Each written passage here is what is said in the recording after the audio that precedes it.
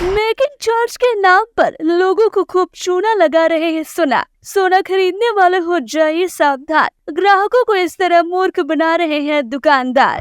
आप भी करते हैं सोने की खरीदारी तो ध्यान से समझ ले, सोने में 18, 22 और 24 कैरेट का खेल। थोड़ी सी लापरवाही से हो सकता है बड़ा नुकसान।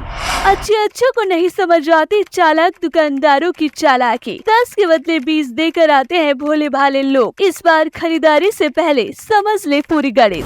सोने में निवेश करना हमारे देश के लोगों की पसंद रहा है। सबसे शुद्ध सोना 24 कैरेट का होता है, लेकिन आप जो सोना खरीदते हैं वो 24 कैरेट का ना होकर कम शुद्धता का होता है। असली शुद्ध सोने की पहचान करना आसान नहीं होता, लेकिन कुछ सावधानियां बरतकर आप गलत चीज खरीदने से बच सकते हैं।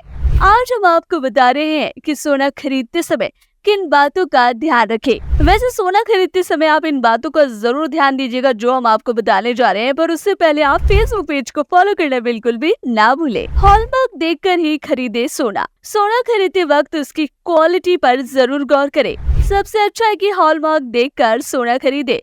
हॉलमार्क सरकारी गारंटी है। हॉलमार्क का निर्धारण भारत की एकमात्र agency bureau of Indian standard करती है। हॉलमार्किंग योजना भारतीय मानक ब्यूरो अधिनियम के तहत संचालन, नियम और विनियम का काम करती है। 24 कैरेट सोने के नहीं बनते आभूषण। 24 कैरेट सोने को सबसे शुद्ध सोना माना गया है, लेकिन इसके आभूषण नहीं बनते।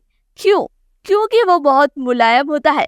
आमतौर पर आभूषणों के लिए 22 कैरेट सोने का इस्तेमाल किया जाता है, जिसमें 91.66% सोना होता है। सभी कैरेट का हॉलमार्क अंक अलग होता है। जैसे 24 कैरेट पर 999, 23 कैरेट सोने पर 958, 22 कैरेट पर 916, 21 कैरेट पर 875 और 18 पर 750 लिखा होता है। इसमें शुद्धता में शक नहीं रहता। ऐसे समझे सोने की शुद्धता का गणित। 1 कैरेट गोल्ड का मतलब होता है 1/24% गोल्ड। यदि आपके आभूषण 22 कैरेट के हैं तो 22 को 24 से भाग देकर उसे 100 से गुणा करें, यानी आपके आभूषण में इस्तेमाल सोने की शुद्धता 91.66% है। मेकिंग चार्ज पर करें मोल भाव। सोने की खरीदारी करते समय ज्यादातर ग्राहकों को मेकिंग चार्ज के नाम पर ठगा जाता है, जो कि अलग अलग दुकानदार अलग अलग तरह का चार्ज लेते हैं। जो ज्वेलरी की मेकिंग चार्ज को लेकर ग्राहकों को हमेशा मोल भाव करना चाहिए। ऐसा इसलिए क्योंकि अधिकतर ज्वेलर मोल भाव के बाद कीमत कम कर देते हैं। बता दें कि ज्वेलरी कॉस्ट में करीब 30% हिस्सा तो सिर्फ मेकिंग चार्ज ही होता है, जिसमें ज्वेलर्स का फायदा होता है।